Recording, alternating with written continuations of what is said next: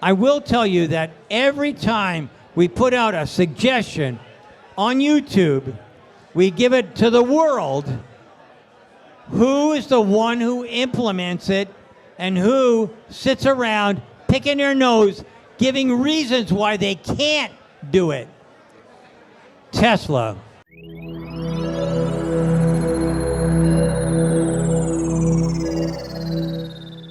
But I can tell you one thing for sure. Okay. I really enjoyed driving that car.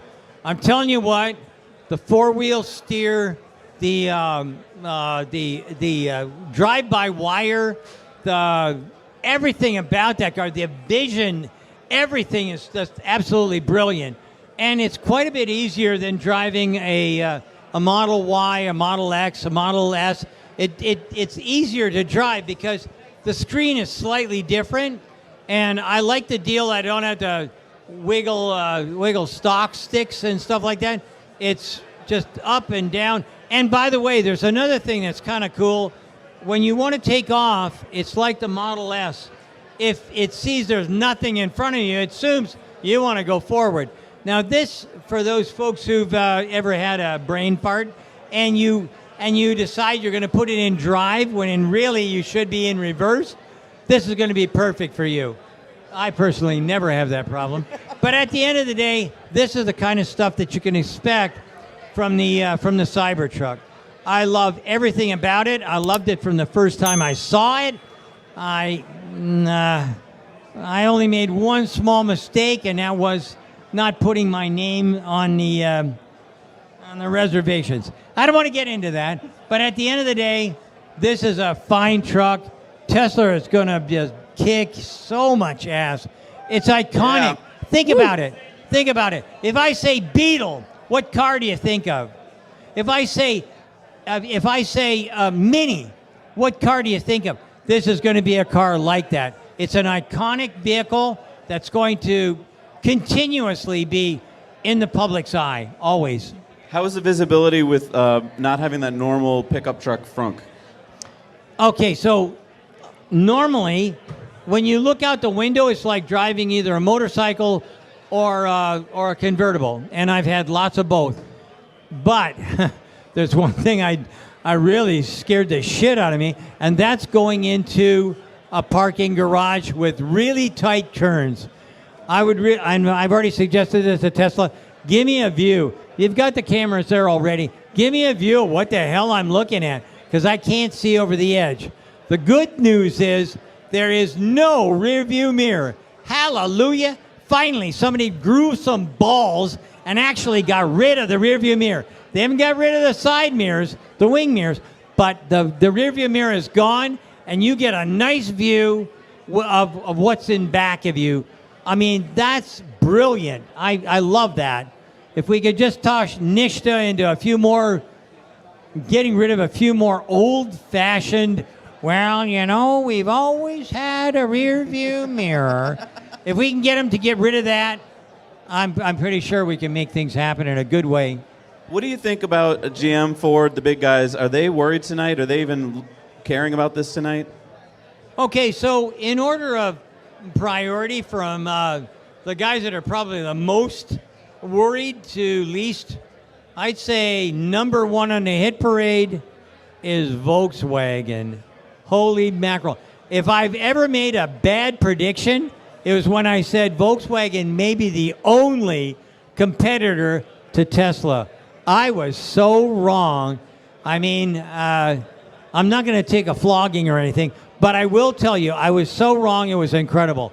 I cannot believe how how VW is, I don't know how they're still alive. They've got to reduce, okay, so I hear a lot from different people, and some of the Volkswagen people have told me they've got to get rid of 40% of their production capability. And it's all going to be in Germany, Slovakia, and wherever. Their Chinese companies are the only ones making money. Okay, so let me just tell you a little bit about, I've driven everything, okay? So I don't go into the depth that Kyle goes into. Out of spec is your best opportunity for real road trip experience. But I can tell you, my wife owns a Rivian. I don't own anything. The company owns a Model 3, a Ford F-150 Lightning, and we got a couple of Chinese cars and some other stuff. But I will tell you that what I drove today is different than a Lightning. Totally different. Because when you're trying to park a Lightning, you're parking a beast. Okay. However, if I compare it to the Rivian, I don't see me as a buyer of an off-road vehicle. I don't see me wanting the Rivian. My wife loves it, but I want a Cybertruck. And then we look at, if we look at the F-150, for those who watch my channel, you know that I wound up with a whole bunch of people coming from all over the world to show up in Auburn Hills with no electricity. How in the world did I save that? I plugged in the Lightning, and son of a gun, they just saved me literally $1 million. So it's hard for me to throw rocks at an F-150 Lightning. Now the good news is that, pretty sure I heard this today.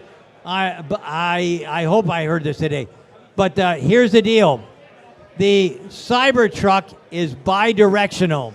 So that means that it's got the attributes of the Lightning, so you can you can not just charge, but you can run your household on the Lightning, you can light it on the Lightning, but you can run it on the Cybertruck, and the Cybertruck has got a much bigger battery than what the Lightning does. So as far as I'm concerned, if we're looking at the guys that are going to lose, we're looking at Volkswagen. Down a long ways comes General Motors. A little ways further down is Toyota. They're going to get smaller. And then you've got a whole myriad of folks that are in between. And that would include the Rivian, the Lightning, the Hyundais, the Hondas, the Teslas, the Toyotas. All these guys are making the direction that they should make, that they have to make if they're going to survive in the next 10 years. The guys at the really top, like they've got, I have no, how do I do this without saying fucking? I can't remember how. But anyways, they have no chance of really surviving, and so they will shrink. They'll shrink in size considerably.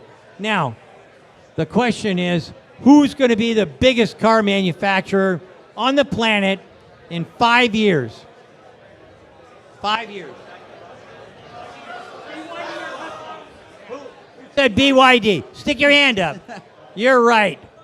Tesla will not be the biggest because we don't have enough. We don't have enough product out there. Oh, sorry. We don't have enough product out there. There's no way that Tesla can compete with BYD because BYD is so huge. They are double. And because everybody should know that China is the biggest market for cars, period. They're double the next closest competitor in the EV world. Double. They are taking over, dominating Europe. They are moving into, they already have bus companies in Los Angeles. They're moving into China. BYD will crush a whole bunch of different companies. And so BYD is going to be number first. Who's number two? Tesla. I believe Tesla will be number two in the marketplace. And the reason for that is because they have a product that's a step above what BYD produces, but will come in at a higher price, and Americans are cheapskates. And that's the way it works. Awesome. Now, okay, there's one question that I have for the two of you, and I think you're probably both uniquely qualified to answer. I want to talk about the windshield wiper. Today we got a good look at the windshield wiper wiping when you brought your truck in, Sandy, and I appreciate you doing that. Is this going to be a problem? Everyone's always worried about how long this windshield wiper is on the Cybertruck. What do you think? I think that the single windshield wiper is an absolute genius move. I tried to talk General Motors into it.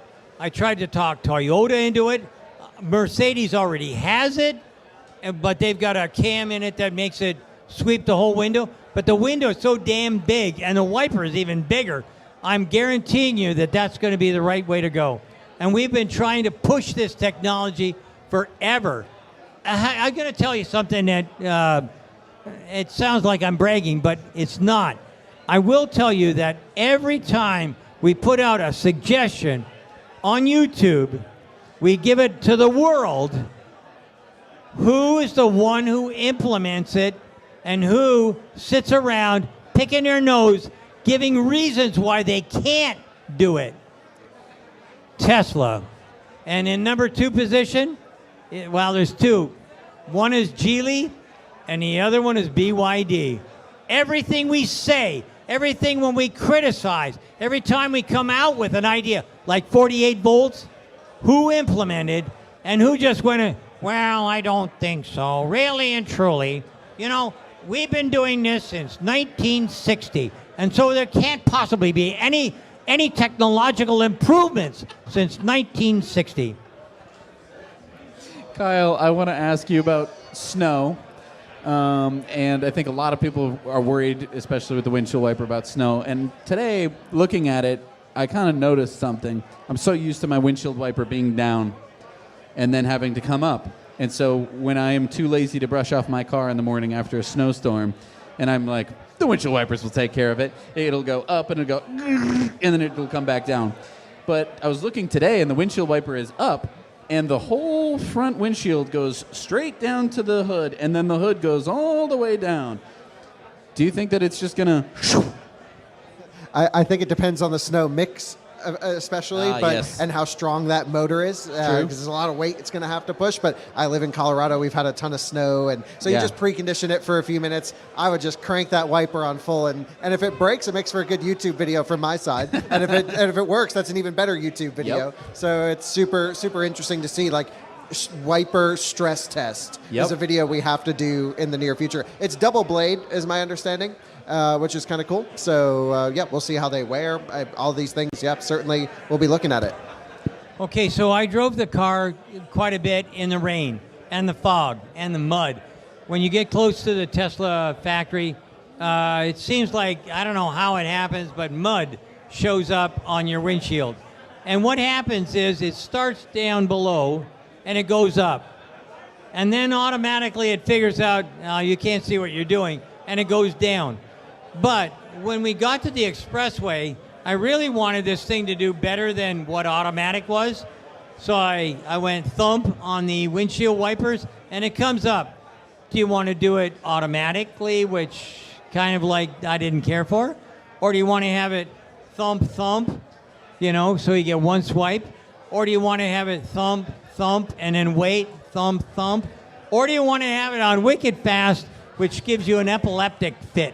Okay, so you can pick whatever you want, and it's right there.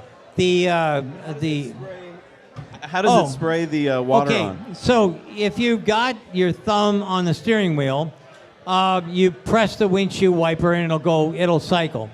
If you hold it, then what happens is it sprays fluid, and I ran out, but it doesn't matter. It's now my benefactor. It's Rich Otto's problem.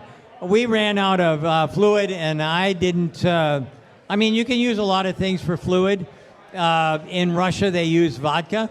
And sometimes if you're drunk, you can use urine. But at the end of the day, you have to use something, and it has to have salt in it. So, again, this is where men have an advantage. So at the end of the day, I had no problems with the windshield wiper at all. Just push the button, or actually with your thumbs. So you've got your right and left turn signals, 2 buttons on the steering wheel. You've got front, forward, reverse, and park. Actually, it's on the screen, but you don't have to use that. You can push a little button, and there's a small... I don't know what to describe it as. It's like a beam, and you press the button, and you've got a Prindle for all the old timers that I'm quite caught on, you can push that thing on and you can hit park, reverse, drive, whatever you want. It's all right there, and neutral. So so it's kind of cool. The windshield washers and whatnot everything's right by your thumb, and because you've got we did not have self-driving on that car. It was pre-production. But if you've got the what do you call it, steer-by-wire kind of stuff, everything is, I mean, you'd have to really try hard to crash this car, really. Can I ask you guys about steer-by-wire? So I was under the impression that NHTSA required a mechanical backup system, but has that rule been changed so you don't? No. The NHTSA rule is that if you go by steer-by-wire, you have to have double redundancy. Double redundancy on the electric motors, which they do have, and you have triple redundancy on the controlling system, and they do have. It's just that everybody was too damn cheap and too lacking of foresight to make that happen. Because remember, every major aircraft you've ever been on, ever has fly-by-wire. And there's a lot more going on when it's fly-by-wire versus steer-by-wire. So what is it? Is that an advantage for Tesla going forward? I mean, is that going to be a cost reduction, or what does that do? Well, from a driving standpoint, it leads to a unique driving experience, right? Yeah, so can you explain that? So yeah. something about when you're at slow speeds than fast speeds? Yeah, so the idea is the ratio is going to change based on the speed of the vehicle. How it's tuned, what happens if you do an emergency load in the steering, these are all the things we'll find out. But essentially at low speed, if you put a 45-degree input into the steering wheel, the vehicle's going to turn pretty quickly. At high speed, if you do the same thing, it'll sort of smooth out that input. Also has rear steer, which they didn't discuss too much. We don't know how many degrees, like EQS, for example, is 10 degrees of rear steer, quite a bit. This didn't look as aggressive. Maybe it's 5 degrees, 7 degrees at the most. But it doesn't need to be, even a minimal amount of rear steer makes a huge impact, and that can be tuned differently at speeds as well. At low speed, you want it opposite of the front wheels. At high speed, you want it in the same direction to virtually elongate the chassis, make smoother lane changes, give some more stability. And so we got to play around with all that too. You drove it with steer-by-wire, so what was your impression of the inputs at the different speeds? Was it natural to drive? It was, at first it's a little bit of a trick, because when you're trying to get out of a tight parking spot or whatever, having rear wheel steering is kind of, so I've driven lots of trucks and buses that have rear wheel steering, and I'm telling you, it's great from a tightness standpoint. You can almost spin on a dime. It's really, really tight. You can make things happen in a hurry. When you're at high speed, that doesn't kick in. You definitely don't want rear wheel steering from something that's moving too quick. But that has I think 10%, 10 degrees, I should say, of rear wheel steering. And then when you look at the front of the vehicle, the lock-to-lock at basically 0 is 300. I think it's 320 degrees or something along that lines. It's been out in the market for a bit. They've talked about that. So, Sandy, when you had a chance to drive the vehicle, did you drive the tri-motor version? And what was your impression of the performance? I spoke with the powertrain guys today for some amount of time, so happy to share some impressions. But what did you think of the quietness of the motors, the powertrain calibration? Was it smooth? What was that all like? Okay, so I drove it in beast mode. Beast mode is probably not for everyone, but I did use to race cars and whatever. But at the end of the day, I didn't find anything that was overwhelming, and the reason for that was because we got the car with basically about less than 40%, I'm not sure, and so consequently, beast mode eats up a tremendous amount of power, and we wanted to get back home and whatever. So I did kick it in several times, and it did definitely. Grace was unhappy. Don't do that again, was I think the comment. I thought I heard a whisper in my ear.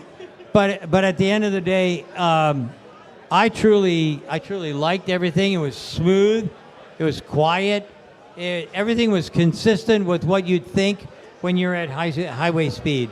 So I did not notice a heck. The only part is when you're on slow speed, and then that does kind of is going to take a little bit to get used to, because I'm not used to rear wheel steering along with like lock to lock steering. Yeah.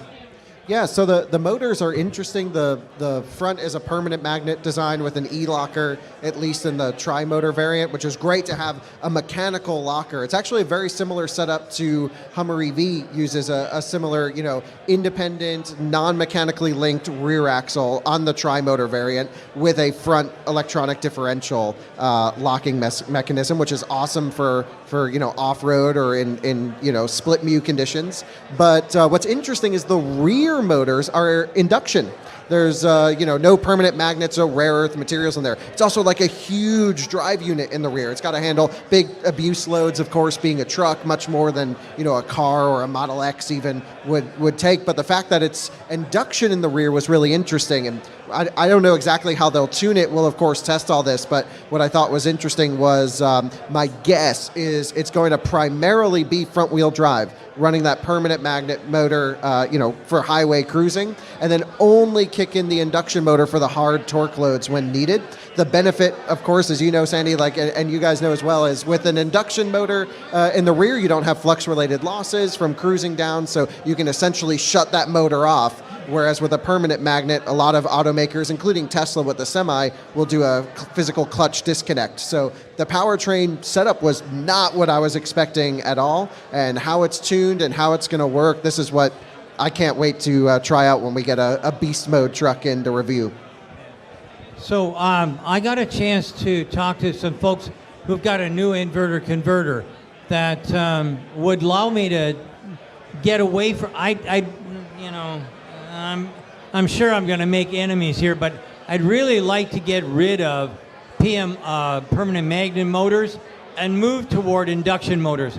And there's a company that's come up with a new trick, and I cannot remember the name. But anyways, these guys, everybody's looking at them right now, and what they're doing is a vastly different way of controlling the electric motor.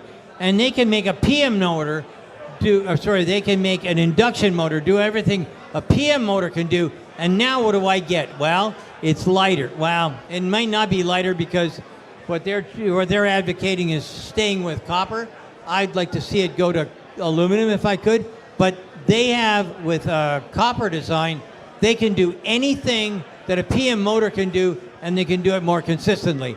When I first saw their graphs and whatnot, I thought, these are bullshit artists.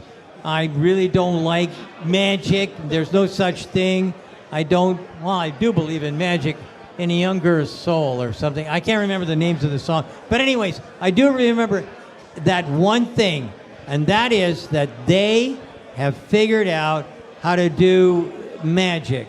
So the torque curve that you get with a PM motor can be replicated. That same flat and droop can be replicated in an induction motor, and if that happens, you can instantly drop the motor cost by, well, it depends on whose motor you're looking at, but anywhere from $300 to maybe $1,000. And if I can get $1,000 out at the cost phase, like at the place where you make things, then that is a multiple of 2 that you can see. So if I can get $1,000 out in the difference between a PM motor and an induction motor, then I can sell the car to you at least $2,000 less, and probably 3. So that's a really big. Not only that, it's lighter. Well, I wanted to ask you guys both about the range extender battery, because it really kind of shocked me today when I heard about it. I was like, what? I've never heard of a Tesla product with a range extender. So this is going to sit in the bed of the truck, right? Take up a third of the space of the truck. Can you guys talk to me about, $16,000 roughly, right? And it's going to add about 130 miles of range. Does this make sense to you guys? What do you guys think of this? Okay. Well, I'm not actually 100% sure how it's going to work, if it's going to be hot swappable. Like, a few things come to mind on the battery side of the truck, which is, they're saying around an 800 volt nominal system architecture. The first thing I think about is how is that going to interface with Tesla superchargers that are out today, because both version 2 and version 3 are capped at 500 volts, as well as version 4 dispensers are still hooked up to V3 cabinets. So is the truck going to have an onboard booster, or is it going to split pack down to 400 volts, or is Tesla going to retrofit the existing hardware? Like, I don't know. Do you have an answer on is it going to split pack or not?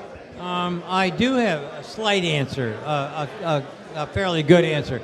First off, if you are fooling around with the range extender, you're probably going to want to go to 800 volts. 800 volts is what this car is coming out with. It'll do 800 or 400. When you have 800 volts, that just moves the amps. Amps are really what you really want to have. The volts are kind of like pushing it there, so it's like pressure. So this vehicle with the range extender would be better suited for an 800 volt charger than 400 volts. It'll get it done. It'll get the job done faster. However, I don't know what everybody else here knows, but you should know that the average American only drives about 40 miles a day. Okay, so if you get the range extender, it would be because you want to tow something. And we already heard that that Tesla can tow 1,100 pounds. Okay, that's good. But if you want to have it 1,100 pounds with the same range, then you're going to have to get the range extender. And at that juncture, that's when I had to drop the little shield. You'll hear a little bit more on our YouTube channel, but I can't talk about it until midnight tonight. Okay. Isn't it 11:59? I thought it... You know what? I'm surrounded by liars. He said the same thing over there. Yeah. Yeah, I think the range extender seems like an interesting topic. Is it wired? Maybe you can't say yet, but is it wired in parallel with the battery, or is there a DC to DC in between the two? Can you say yet? No. Okay. Any other questions? How about you, sir? Any other questions? Yeah. It seems, for my personal use case, for example, I of course own a couple Teslas, but I also have a Rivian that I do most of my towing with. I'm actually in the middle of a Rivian towing trip right now. My truck's in Ohio with my trailer on it. I'm going back to go continue the trip after this event. And, towing with that truck sucks. There's no way around it. Yeah. It's like charging, thermals. Yeah. We wanted to drive down to this event in the Rivian or the Ford, dragging our solar trailer that we've built, and couldn't do it. We were like, okay, we could have Thanksgiving. Well, we could do it if we had 2 extra weeks. We would maybe get it here now. If we left on Thanksgiving from Washington, D.C., we might have been able to make it down here and just be pulling in right about now. And, I mean, that is where I don't know what the NACS rollout is going to look like for the Rivian and the Ford and every other car. I'm excited. Yeah, we can talk about it if you want to go. It's so fun, but right now, towing with a truck that is electric, because you can't buy a Tesla Cybertruck is impossible. To your point, though, in 2025, right, that's when most people are going to get their Cybertrucks. That is the magical year when NACS will roll out to all the Rivians and the Fords and so forth. So is there going to be no more advantage to Teslas at that point? Charging speed. Well, in the case of Silverado EV, it does 365 kilowatts. Well. And at least on the website, it says Cybertruck does 250. And that's going to have NACS, but again, high voltage. We don't know how it's going to interact and what V4 will be yet. But I've been super involved with the NACS transition stories. Been working, from this Charin consortium. I just came from a conference in Ohio on that, and a bunch of interoperability testing. It's going to be the Wild West for a little bit. Adapter safety comes in to mind as like making sure your adapter is certified by the OE and it's approved to use on the network, because some of these things can get pretty sketchy pretty quick. It's just a couple hundred amps. and the big like, deal? Yeah, like a Tesla will do like 700 amps when you plug it into a supercharger. It's My wild. extension cord's going to be just fine.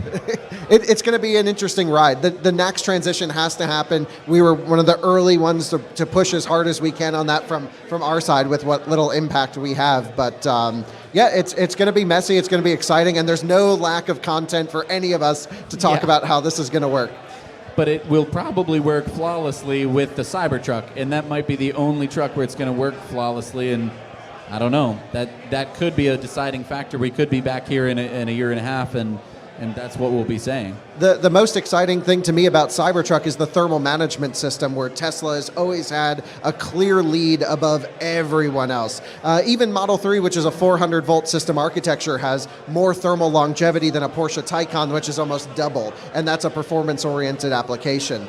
And my Rivian, for example, I was just charging it yesterday at an Electrify America station. It was 20 degrees outside, really cold, and I have a way to see my battery temperatures on the truck, and it overheated and stopped charging for a few minutes to let the battery cool down. So the Cybertruck's thermal systems, I think, are going to be a huge improvement over what's out there in the market today. Lightning, by the way, awesome thermal management, but not huge peak charging speeds. Silverado, GM still can't figure out their charging curves on their stuff. So yeah, I think that's Tesla's advantage in my book.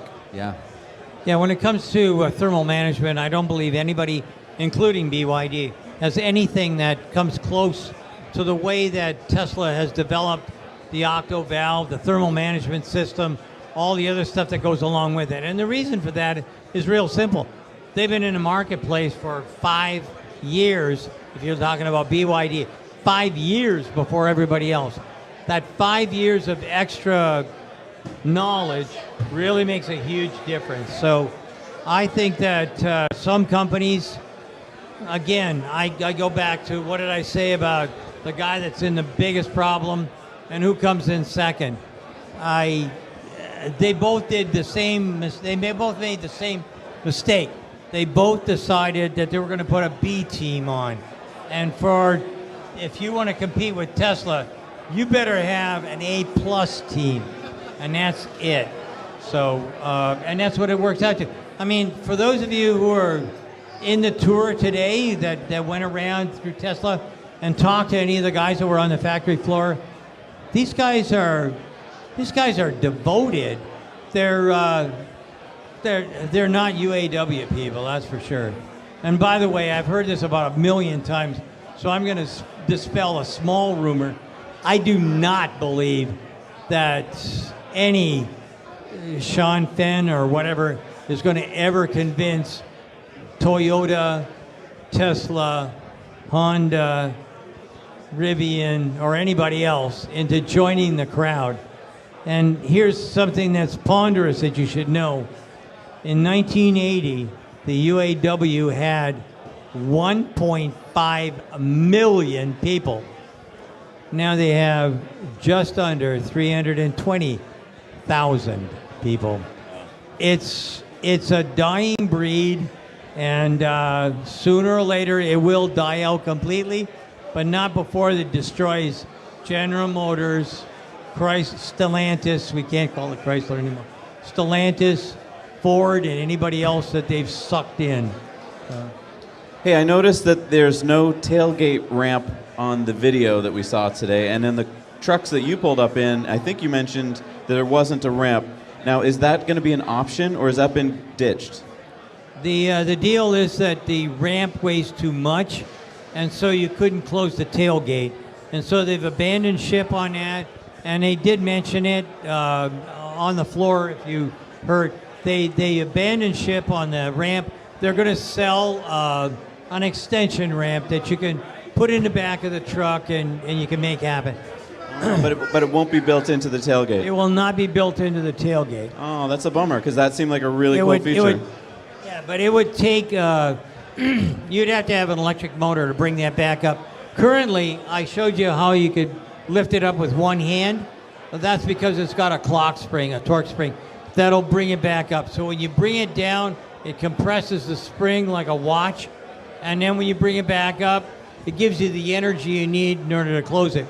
With the ramp, and again, we talked about this, and when I saw the initial one, I said, a gorilla would have to be able to pick this thing up because it'd be so bloody heavy.